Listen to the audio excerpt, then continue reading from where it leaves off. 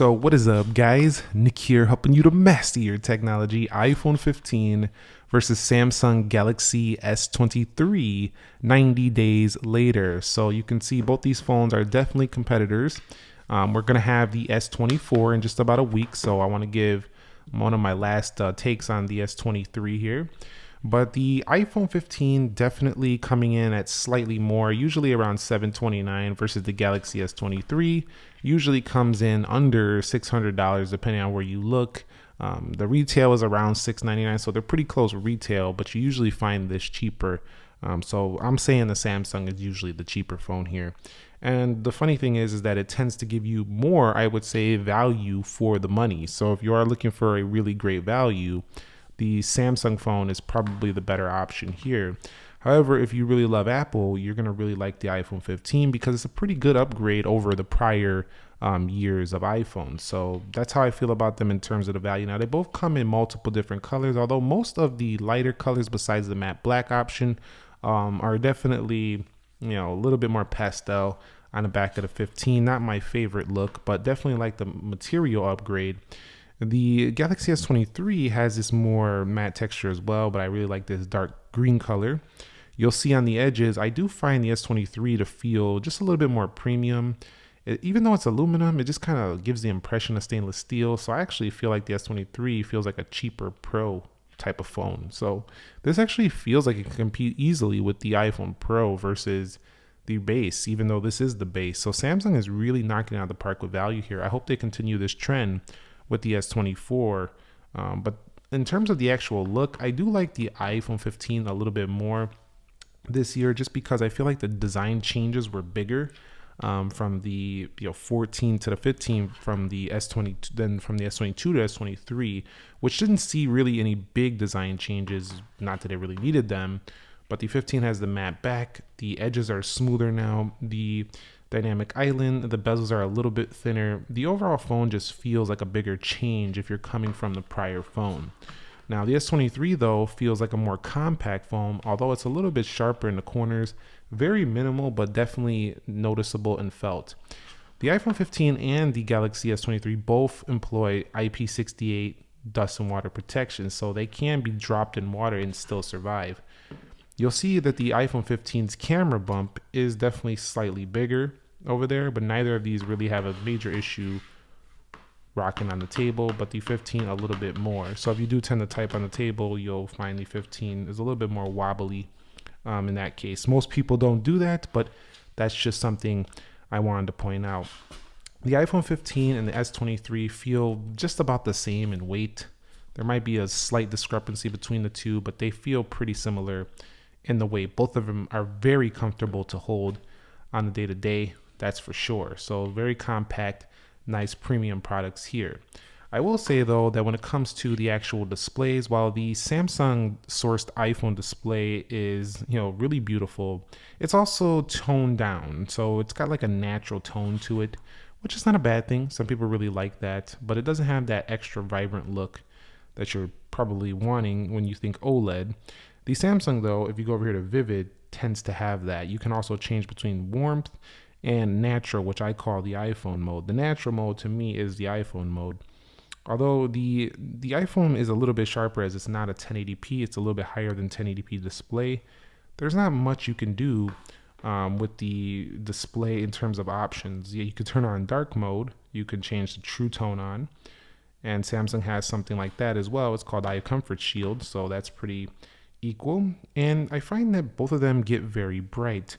One thing I really like about the iPhone displays is they're always seemingly brighter than most Android phones for some reason, but Samsung has corrected that with the S23. You'll see right here, they might even put this in S22, I believe. But the extra brightness mode lets you take full advantage. Now I do warn you that you will increase maximum battery capacity, obviously, but having that level of brightness is quite nice. I will say though that the bezels, they feel kind of nice on the Galaxy. They feel very, very thin. Not exactly sure which one is thinner. It's pretty close, but maybe it's the iPhone. I'm not sure. It's very, very close here, but look at that difference in the dynamic island versus the punch hole display. That is pretty substantial difference right there.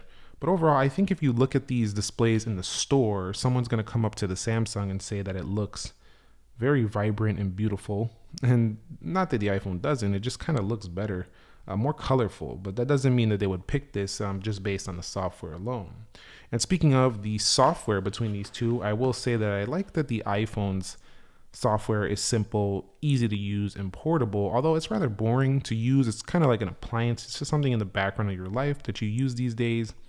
But it has all the apps you need. It has all the ecosystem features you need, the messages, the AirPod, compatibility to Apple Watch, which is to me much better than the Samsung Watch. The Mac OS experience, all those stuff goes together if you use those products. I also think that iOS tends to feel a little bit more usable or a little bit better on a more one-handed size phone like this. It's not a one-handed phone for everybody. That's probably the mini for some people, but just having this on a smaller display seems nice. However, there's not really much other to talk about other than it has polished apps, a clean look app library, and some widgets. There's really nothing else I could say about this. It has really good software support, but it kind of ends there. The conversation ends there. Now, something I really appreciate about the Samsung phone is, but this is most Android phones, I like having a number row on my keyboard. You don't have that on the software for iPhone, but it goes really deep. Like here we can have app pairs. We can go ahead and split the screen. We have the edge panels. If we go over here, and there are Android manufacturers copying those features from Samsung as well, so they're definitely the ones who did that first. We'll go over here to the theming store. You can really change it up. It just kind of doesn't get boring here on the iPhone. Now or on the Samsung. Now you can change it up on the iPhone as well, but it's just a few more steps than you'll find over here. Also, a ton of features up here within the quick panel layout, and Samsung has made this a little bit easier by just putting the eye comfort shield and the dark mode right there. Also, they made the brightness slider one swipe down, so that's quite nice. And One UI 6 just, while it's also kind of simple, it's offering a little bit more advanced features. So if we go down here, you have the lab mode where you can do multi-windows for a lot of applications. You also have side buttons, motions and gestures, and it goes on and on. There's a lot with the software. Although I will say Samsung is not as consistent over my time comparing these over the past few months. Their updates are just not as consistent. I waited a couple weeks to get the One UI 6 after they said it was launched. When Apple says it's launched, that software comes pretty quick. And when they say it's going to come, it comes. But with the S23, it's kind of like a scattered rollout, but it eventually came, and I really like that. So for functionality, the S23 wins. For pure simplicity and just portability, although can be a little bit more boring, the iPhone wins there. Pure performance, though, I gotta say, I think the S23 kind of just feels snappier. The animations are improved with One UI 6, but the actual animations performance, just the way it feels scrolling through the operating system, feels a little snappier. The iPhone with its 60 hertz just can't feel as fast. They really need to upgrade this if they wanted to step up to compete with these Android phones, even at the base level.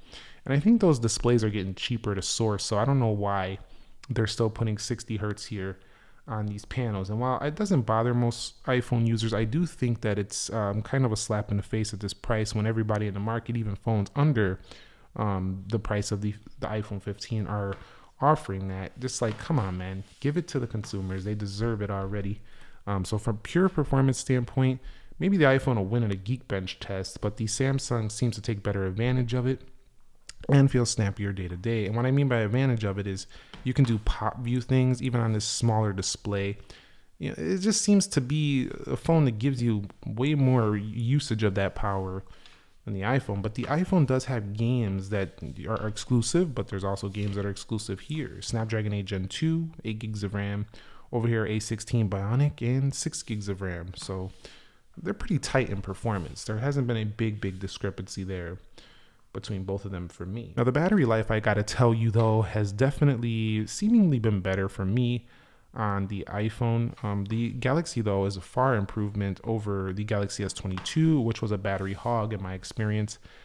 They really went to town improving the efficiency for the battery life on the iPhone or on the Galaxy S23. This one also got better than the 14, but not by a ton. Pretty similar though. You could protect battery here.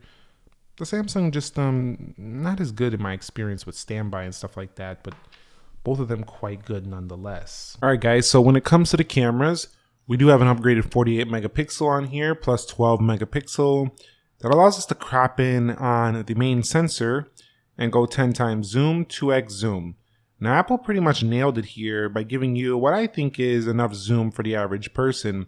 However, I think it's kind of it's kind of laughable to the Galaxy, which has 3x, but 10x, 20x, 30x. So this is no match for the Galaxy S23 on the zoom. And the Galaxy S23 has that extra lens, which helps it. But the thing about the iPhone that kind of annoys me is that I got to go into settings just to change camera settings. Like, this is for all iPhones, but it's still like, come on, man. Like, why do we have to do this? It's just like 6 extra steps to do one thing. So with Samsung camera, you go right here. Boom. Settings are right there. Very easy. Also, you do have a lot more modes here on the Samsung, including the full panoramic, portrait modes, director view, single take, pro video. So I feel like I can get a lot more pro. This is why I feel like this is like a pro-like phone, even though it's not a pro. I feel like I get a lot more pro stuff done on the Galaxy really easily over the iPhone 15. But the thing is that the Galaxy, some of the photos look a little bit soft, I think. And the iPhone still has some amazing looking video, even though it's not a pro level phone. I would probably pick the iPhone for the pure video standpoint. It just looks better to me. And the Smart HDR5 results after the fact look amazing on the iPhone 15. So while the Samsung is loaded with the features, some of the results tend to look better on the iPhone. However, that's not to say that the Samsungs don't look great. They also look really good. They look very vivid to me, very lively.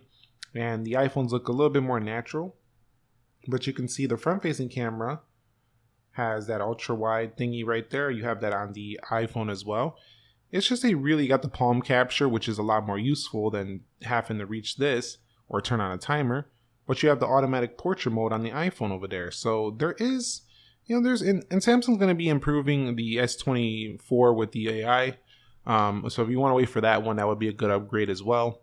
But I would say that the Samsung offers more with the camera than the iPhone, but the results are going to be what matters to you. So honestly, it just comes down to, you want better video, go with the iPhone. You want 8K, which most people aren't using, go with the Samsung. Do you want more zoom, go with the Samsung. If you want maybe a little bit better HDR results, go with the iPhone. If you want functionality and versatility, definitely go with the Samsung. That's how I feel about these after all these months later. Now, when it comes to the audio, I found that the audio was nice and crispy on the 15, but with Dolby Atmos turned on, a little bit louder on the Samsung. So if you're looking for crispy audio, you'll probably really like both. But the iPhone sounded really good.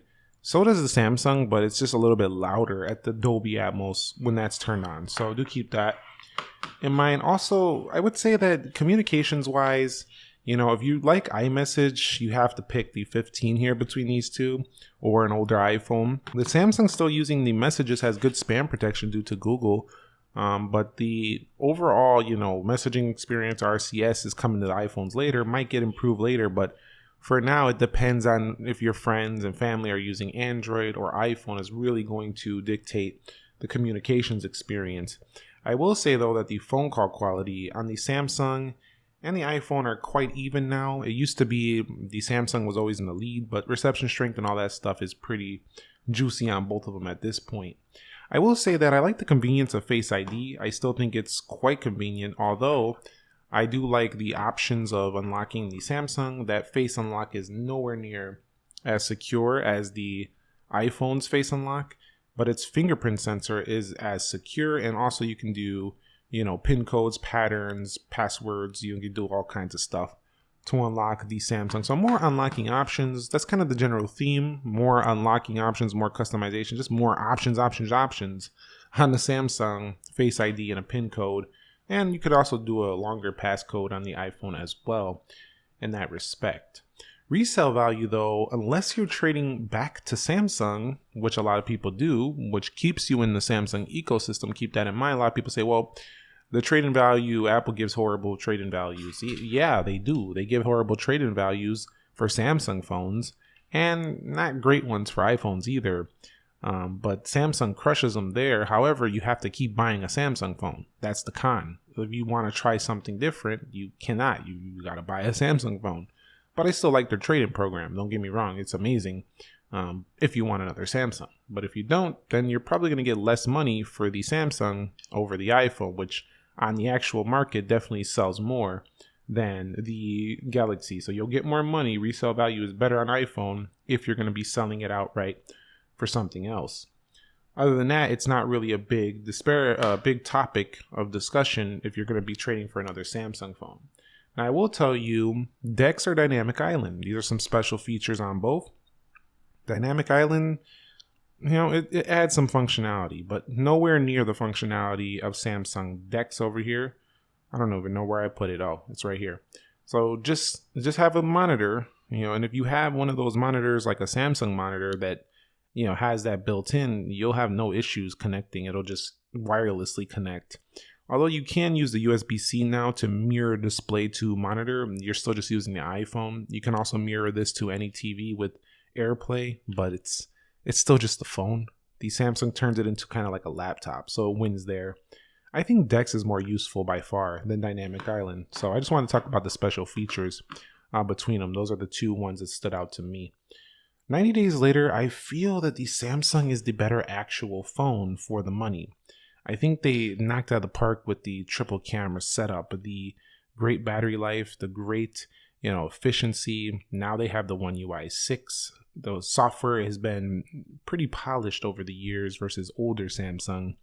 Really good speed, flawless performance basically every day, tons of functionality, split screen modes, feels premium, pro modes in the camera.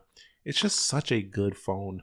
And that's why it's been doing so well, amongst the people on the market have been buying. A lot of people have been buying the Galaxy S23 versus the S22.